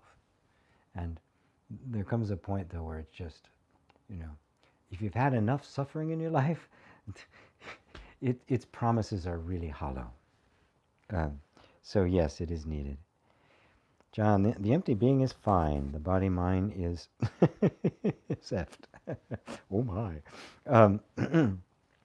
The body-mind is effed if you believe it to be an independently functioning entity that exists independent of consciousness. When that wall breaks down, then the body-mind isn't, it is consciousness. It is the dynamic aspect of consciousness. And now it's not effed anymore. It's blessed now. Simon Piano. Nice name. Hi, I know my true self, but suffering is still here. How can I destroy this illusion? My life is a string of failures. I hate my life. I hate this. How can I love people? They are killing me. Okay. All right. The suffering is still there. Okay. So you know your true self, and I have a sense that that's actually true, and it isn't purely intellectual, that there's something that's touched you in your heart. So I want you to bring to mind one of the circumstances or people that is causing you the suffering, causing you to have the thoughts and feelings, I hate my life, I hate these circumstances. Okay? And just let yourself experience the feeling that you hate. The feeling that's there that makes you hate your life. Now I just want you to bring your attention to the feeling. This emotion, physical sensations and that sort of things, and discomfort and all of that. Maybe remorse, maybe whatever. Whatever it might be. And now, do everything you can to simply withdraw from the thoughts about it. I hate my life. They're causing this. Just put all of that aside and just stay with the feeling. Now you can do this because you are the true self. And the nature of the true self is one of allowing. Loving even. It's compassionate. It doesn't have an issue with what is being experienced. So now you're turning towards the uncomfortable, unhappy feelings, right? But no story, no mind here, just experience. I want you to just stay with that feeling for a minute. And every time the mind says, I can't stand this, how do I get out of this? Just say, thank you, I don't need you right now. Right? Because that's the energy that wants to pull you out of this present moment and give you an imagined future that's going to be much better. And it's that imagined future that is making this moment suck.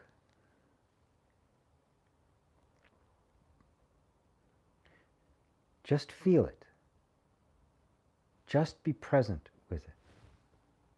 And let yourself, the more you're staying in the body, the less powerful and magnetic all of those thoughts are going to be.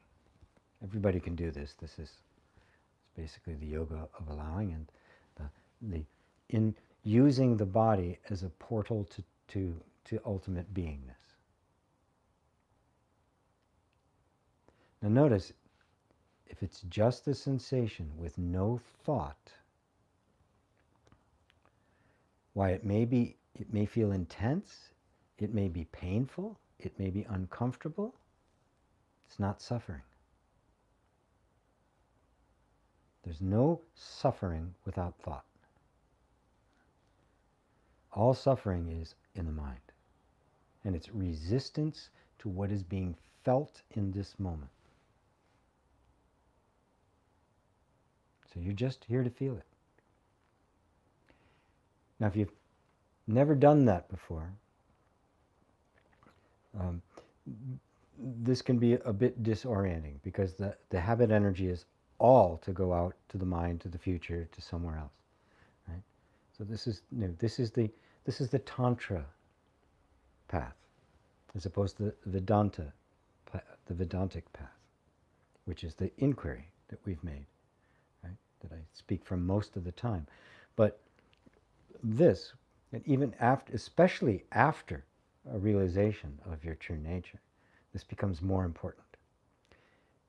Because now, seeing yourself who you really are, the chasm between the energy of your life as it's been going and what you see now you are, can create a projection of a future that is going to be different and better, and thus create a real chasm between your experience and your awakening. So you're being the awakened witness, and you are witnessing to that which is here with no argument, no pushing it away, no resistance, no thoughts, no story about it. The story is, this is horrible, it's too intense, can't stand it, hate these people, hate this circumstance, nothing but failure. All thoughts. Boom, pure actual experience. And you're allowing the actual experience. You are simply allowing what is already here. And you know, it doesn't make much sense to try to disallow something when it's already here. Ah, it's here. Feel it. Just feel it. And you've probably noticed, even as we've been doing it now, it's gotten quieter. The mind has subsided a bit. Maybe not completely, but a little. It may even have gone quiet completely.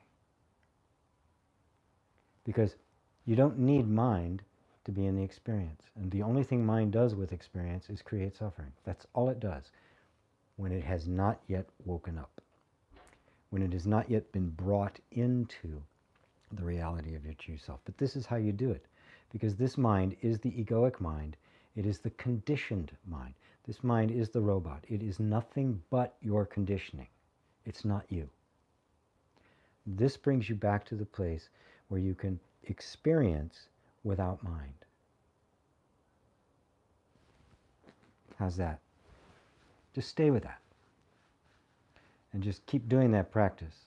Every time you feel that irritation, that anger, that upset, that self-criticism and self-judgment come up, do this.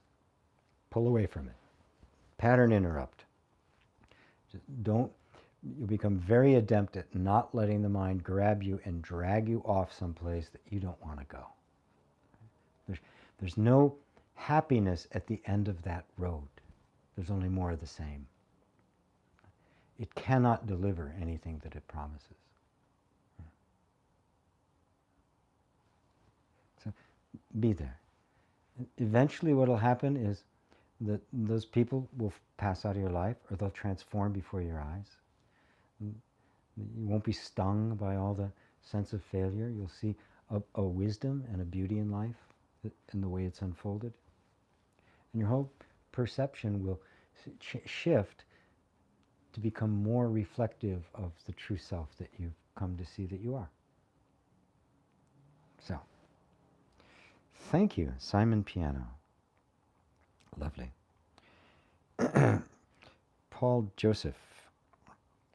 Okay, so how does consciousness create? My expression. I just like the way you wrote that. Okay, so how does consciousness create? It creates simply by pondering its own nature. You're welcome, Simon Piano.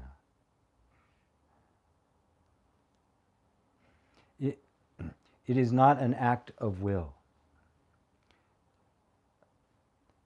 Consciousness, any idea, anything that appears in consciousness is creation. It is not pondering about it. I actually just got through talking about that in the last workshop I did, which is still available, where when I talked about your amazing powers of creation. And the very first section was about how does God create, God being consciousness. It's not like this process, God had an idea, I think I'll make a universe. And then had to put together, I got to make all the molecules and all these little things. It was like a plan like that. The spontaneous arising of the thought out of the infinite pool of potential that consciousness is, that arising is creation. Boom. It doesn't do it. There's not even a how. It happens because it is the nature of consciousness to express its own inexhaustible nature. Because its nature is love. Love could not possibly hold back expressing love, could it? When you love somebody, you just can't help but do good. I mean, love is the power, it is the energy, it is the heart of consciousness. And so the need, you might say, the yearning to manifest, to express, to see itself in form is the motivating factor. It is the nature of consciousness itself, love. So creation, our word of creation, like something wasn't and then it is, it isn't like that. There is no creation in that sense. There is a constant unfoldment of the nature of being. That's what it actually is. A constant unfoldment of consciousness's own nature as love. And love is the best word for it because it's active, right? Love says, yeah, I love you, but then never does anything for you. They don't love, right? Love is absolutely constantly inspired to expressions of love, to forms of love, to evidences of love, right? To appearances of love. It can't help it. Right? So creation is more like the Big Bang, right? Just happens. But unlike the Big Bang, which is like a moment in time, this is constant. It is a big banging going on constantly. Because consciousness is infinite and one, it is constantly pondering its own nature. And that pondering is what we experience as existence and the universe. So that's how creation happens. Now, what I went into that workshop was how you, as an individual, are an individual manifestation of that creative power of consciousness. So it actually works in microcosm in every single individual. We always think, I got an idea, now I'm going to do something and bring it into creation. Well, what is the idea? What created the idea? Where did that come from? See, it arises in your individual consciousness, is this consciousness. It is this superintelligence. So the appearance of any idea an idea for art, for work, or for a business, or anything, is the moment of creation. But because we are identified with the separate self, we see that now, it's my desire. It's felt as a desire, like love is a desire. It feels like a desire. The impulse for creation, the impulse towards fulfillment, the impulse towards creation. When we interpret it personally, it now becomes my desire, my responsibility, my problem, and that cosmic event of the arising of a moment of creation gets mucked up in the conditioned mind, which misinterprets it. So every impulse you have, creative impulse you have, is that Big Bang made manifest. So it is being known both as individually and as the whole. This is the infinite theme that keeps playing itself out over and over again in every single form. Right? So it's not a moment, it is the infinite now of infinite moments, you might say, where creation is just this constantly unfolding flower from itself, within itself, to itself. And your individual experience is not a person. That is what you are experiencing every time something arises in you, be it a desire or a creative idea or anything. You are experiencing that creation. If you treated that like the cosmic event that it is, and just took care of it, loved it, nurtured it and watered it, but let it be itself, not try to control it, not think that somehow it's there to give you something you need, right? But just treat it with utter purity and love, it will blossom and fulfill itself. That's the nature of creation. So, hope that helps there. Thanks. George Sample said, hi, I have bipolar disorder. How do you find balance in my life and handle the cycles, depression, and hypomania? Thanks. Well, first off, you say that, it's obviously been diagnosed, right? And I suspect that you're on some kind of medication for it. Because you need to have that medication to balance the things, right? Artificially, for sure. It does give you the space, right, to be able to step back and become the witness of your own experience. The answer is in this yoga of allowing, in this tantric approach to it. Now, I don't want you to go thinking you should just, if you're taking medication, that you put it to the side. If you're not taking medication, what all is required is an increase in consciousness, an increase in awareness, and also an increase. I didn't know I had this in my pocket, and also an increase in. And what I mean by increase is you're increasing your awareness of the feeling, whether it be hyper or it be depressive. You become aware that there's this going on. It's going on in your body. Stuff is happening, and you are aware of it. Boom. First, there's a little distance. It's happening in this awareness that is you. And then little by little, you start dropping all the thoughts about the actual experience that's being had. And I know that this is not small deal. This is nothing you just kind of, sit with and it's okay. It's intense. I get it, right? So we're starting by, but let's try to get past the ideas, the thoughts, the story about it. How it's ruining your life and all of these kinds of things. Just don't entertain anything extra other than just the actual experience of it itself. Even the word bipolar, drop that as a label.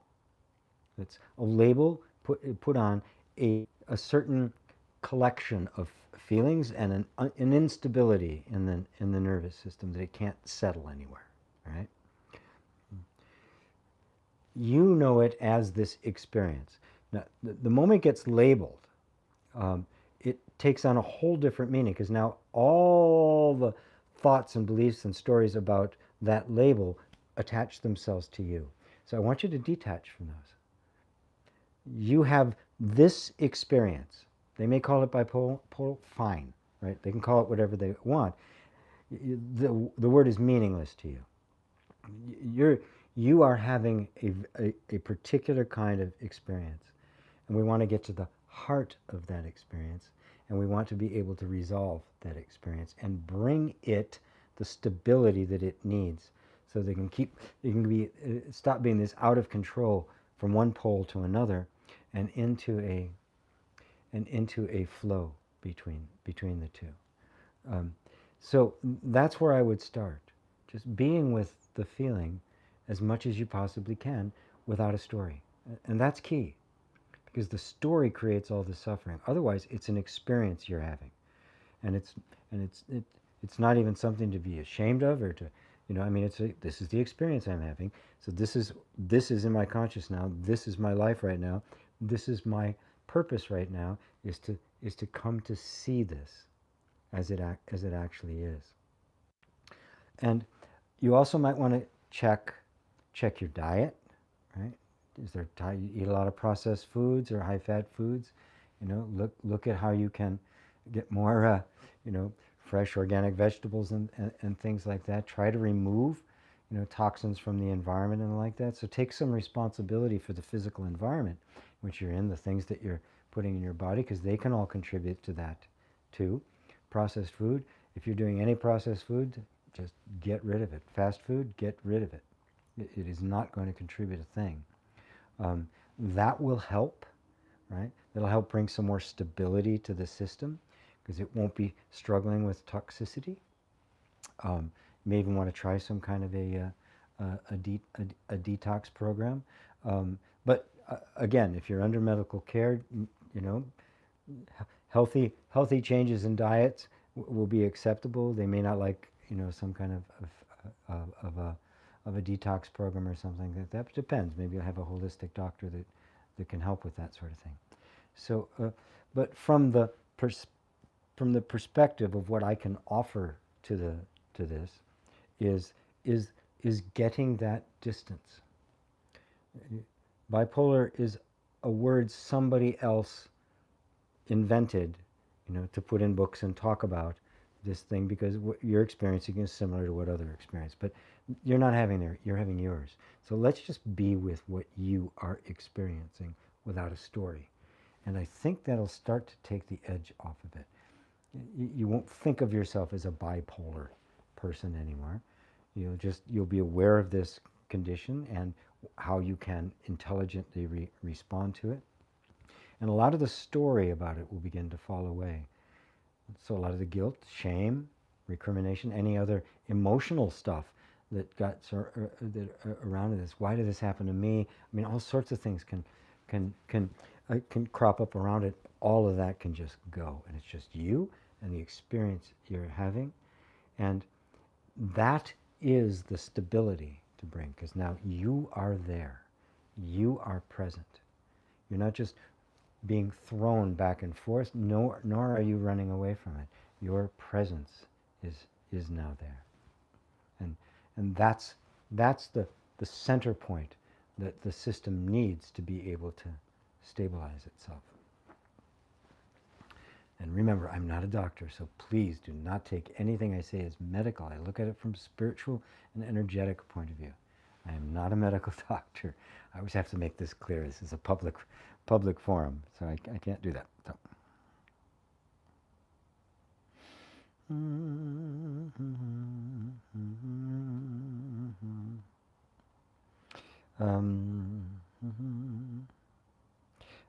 Let's see, love. Next, mind is creating stories and pulling me out of present. Why is it doing this? What is the purpose of mind? Mind creating story. Well, that's what the mind does, is create stories, right? But those stories can't pull you out of presence. They can invite you to come out, but they can't pull you out. You have to go. You have to give importance to the stories, or be so identified with them you don't realize it's a story. If you go, oh, this is a story, it's just a thought. This isn't the truth of me. At first, that can be very uncomfortable because you're so used to identifying with these stories as if they are yourself. But when you see that they're not, then it's like, oh, this is just a repetitive pattern of thought. This is conditioning, not me. Now, as that happens, as that identification begins to remove itself from thought, two things happen. One is you start having less suffering and more peace. And number two, thought and the story gets released from its pattern. And now mind becomes expressive. It becomes creative. It becomes a useful power, which is its real purpose, which is the second half of your question. Okay? But when it's identified with, and this one thought of being this separate self takes root, it dominates the mind. The mind is serving it until we awaken that that's not who we are. Then the mind serves consciousness. And then eventually you see that the mind and consciousness are actually one. Mind being the dynamic, creative aspect of the infinite potential that is consciousness. I'm answering a little faster now because we are getting longer on time. Rilo says, when I respond loving, I get further manipulations. Well, don't let yourself be manipulated. Right? Love is not stupid. You know, love and wisdom are the two sides of it. This is the flow between love and wisdom. Sometimes, if that's all you get is manipulation, you withdraw. That's wise. Right? You know, cast ye not your pearls before swine, right? But never, ever become unloving. Never respond in kind. Never manipulate them. Right? And just withdraw yourself from it. Notice it can't touch you. Right? And there are some people that it doesn't matter how loving you are to them, they're not going to respond to it. So stop looking for a response and just be love, because that's your nature. Just love. Right? And if something is manipulative, back away from it. Nothing's forcing you to. Nobody's forcing you to love anybody, even family, right? Your nature is to love, but that doesn't mean you have to conform your love to their expectations, to do it the way they think you're supposed to do it. Sometimes just saying, you know what? No, this is not acceptable. I'm gone. That's the most loving thing to do. Because remember, love and truth are the same thing. Wisdom, compassion, same deal. They're two sides of the same super intelligent energy. Ben, I had a thought today, our reality is ever fleeting. Oh, I said before that, I almost equate the Big Bang with the fall. Seems interesting, though. Makes sense. Yeah, I mean, you could use that metaphor for that as well. Right, but the fall actually represents the eating of the fruit, where the duality was mistaken for identity. That was the fall, when the objective world was seen to be existed. The world of creation in imagination got separated from the Creator. That's the whole history of Western religion. God and its creation, separate. God made a creation, separate. So religion is all relationship. Whereas in non-dual teaching, Eastern teaching, Buddhist teaching, God is immanent in creation. Remember I said before, the dog doesn't have Buddha nature, it is Buddha nature. And that's the oneness. That sense of being separate, God here, me here, God, their creation here, God good, me bad, that was the fall. And the Big Bang is just a nice metaphor for what happens every single moment of every single day. Benjamin, I had a thought today, our reality is ever fleeting, aware of time as our most precious recognition. Reality is not fleeting. What is fleeting is our imaginary projection of self on that which is simply an appearance. The fleetingness of it, the constant flux of it, is its life, it's its nature. It doesn't exist without that. When we think of it as a solid thing rather than a flow, right, it looks like that thing is fleeting. But there's no thing, there's only a flow. The thing is something frozen in the mind so that we can call it a thing. This is actually a flow, right? Temporarily, with a pattern integrity that lasts temporarily.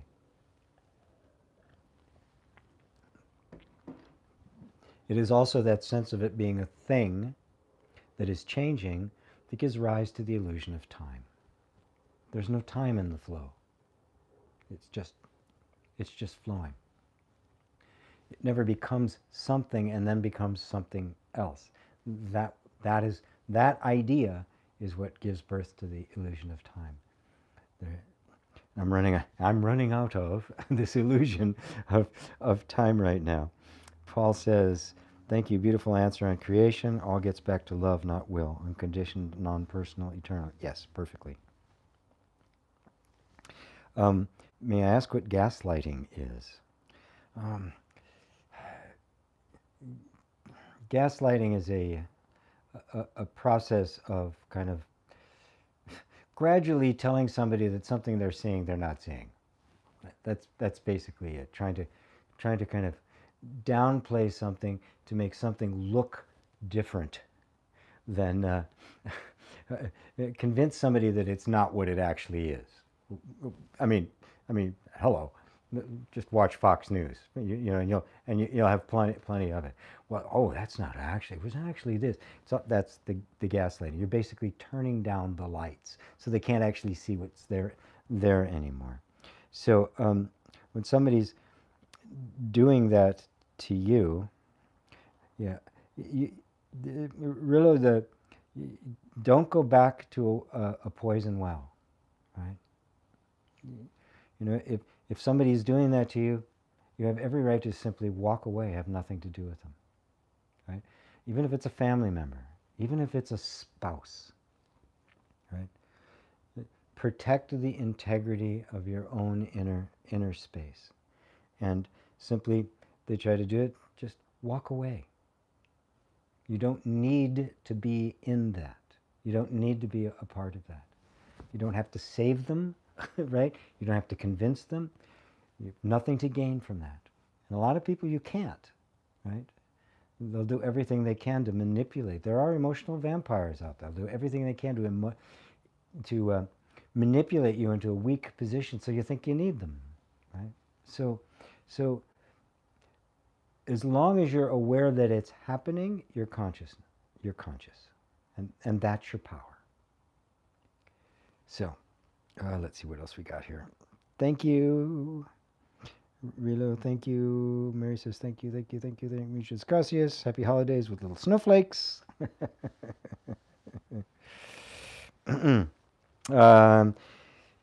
Benjamin, yeah, I've got to cut it off now. Answering from the presence doesn't neutralize the gaslighting. Get out of the gaslighting, right?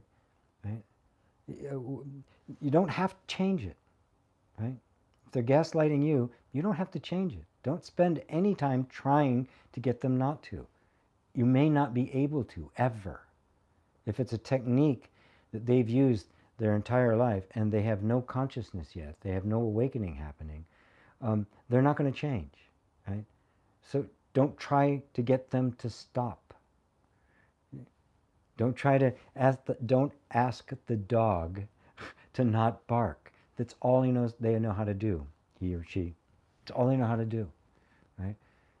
So don't think it's your mission to get to this point where they stop doing it.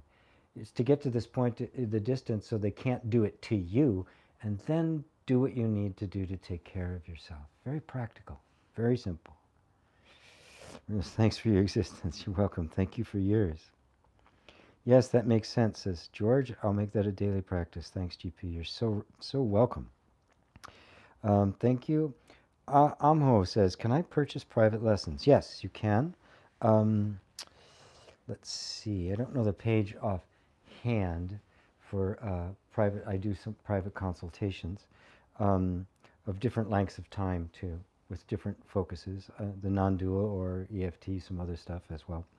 The best thing to do is to send an email to support@MasterHEARTInstitute.com, and I will get it, and I will receive it, or my assistant will. So yeah, this week is Christmas for those of you in the modern Christian world. For those Buddhists out there, I think we had Buddha's Enlightenment Day on the 17th. For those of you who celebrate Kwanzaa, that's the 26th. There's let's see, what else is happening? Well, we got a winter solstice coming up, so we have some nice pagan rituals. And like, no, the winter, the winter solstice is happening, which is actually what most of the Christian, the Christmas rituals are based upon. Even that's why they chose this for the date. Nobody knows when Jesus was actually born. So for all of you, in all the ways in which you just enjoy yourself for the next week or so, wonderful. And I'm looking at traveling back east at the end of the week, so there may not be a satsang next week. If not, I will try to get something up there, some kind of a video or something for you guys, so that you get your weekly dose of satsang, should you be so inclined.